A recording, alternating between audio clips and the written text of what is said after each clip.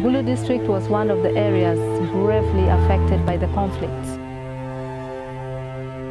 This is a community that underwent a lot of suffering.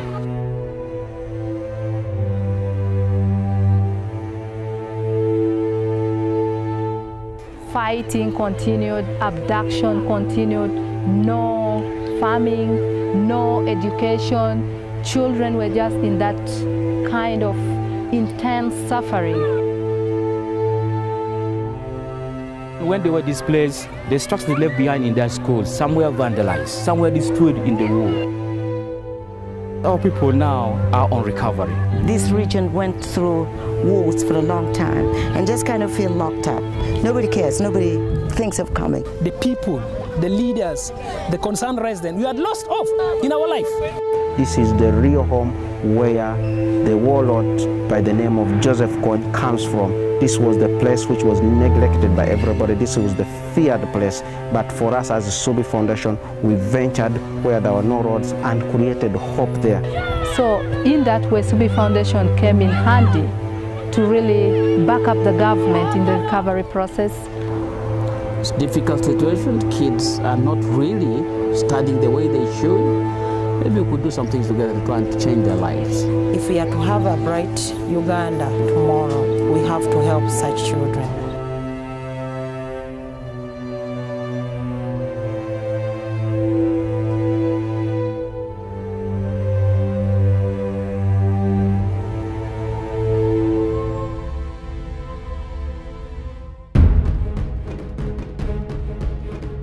Ssubi Foundation is about the restoration of hope.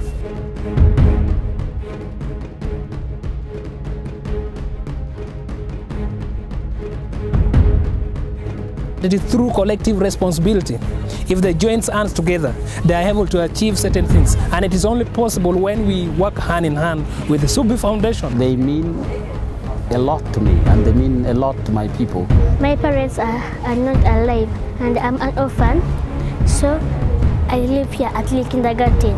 This is an organization that loves children. I came here, and then I got a chance. People just have to be given the opportunities, and we see that with the community. The way Ssubi Foundation does business is very different. They connect with the community.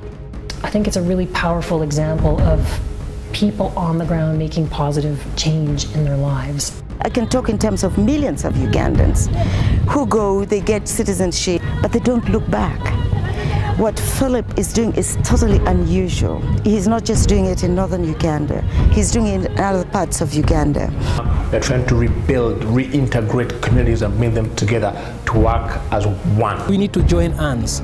We need to share ideas. We need to explore our weakness and see how best we can build on top of that. One of the things that we've tried to do is look at what is the priority for helping these kids get a better education. For me, when I'm going to school, I will run for 40 minutes to reach to school. But when I go there, I will not see anybody there. I will be alone for my reading. I like reading storybooks for adding my knowledge. Make a line, straight line. I like my profession as a teacher in Lelabar Primary School. We are here in Gulu this summer to help build teacher accommodations for Lelo Abralo Primary School. It keeps teachers on site and it reduces teacher absenteeism. If you have a good accommodation, then you're going to attract qualified teachers who are definitely going to stay. And that's the way you're going to be able to educate the children of northern Uganda. But Ssubi has brought a candle of hope.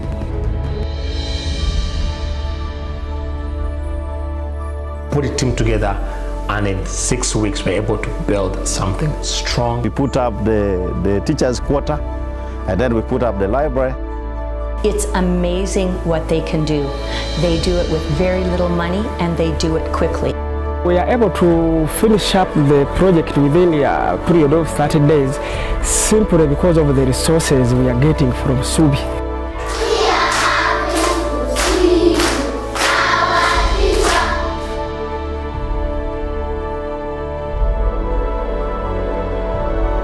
If you see what has happened to those people's lives, then you know exactly why the name they have chosen for themselves is very befitting.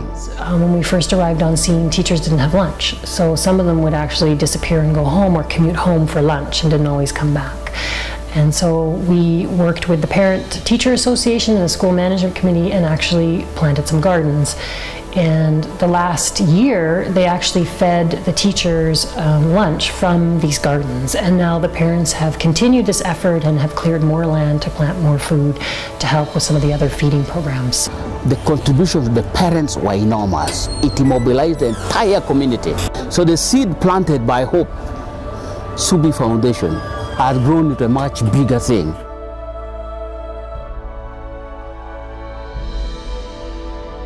So we went to visit this area to see what can we do. You have this community, they do not have any government school close to them. They've got 725 children going to this school. 95% of those children going to school study under tree. Every tree on that compound was a classroom. Can you imagine that? If somebody comes in and intervenes in a way that helps the mother and the father achieve their ultimate dream of educating their own child, that you cannot get from anywhere. It's a cause for celebration. I owe them a lot. My people owe them a lot, what they've done.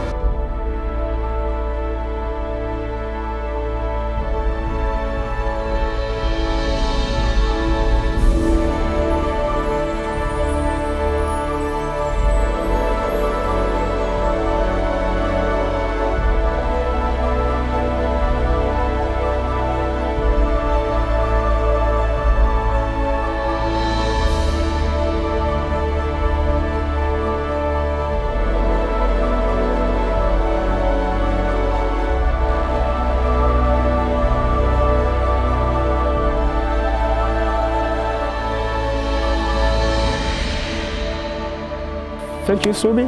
Long live Ssubi.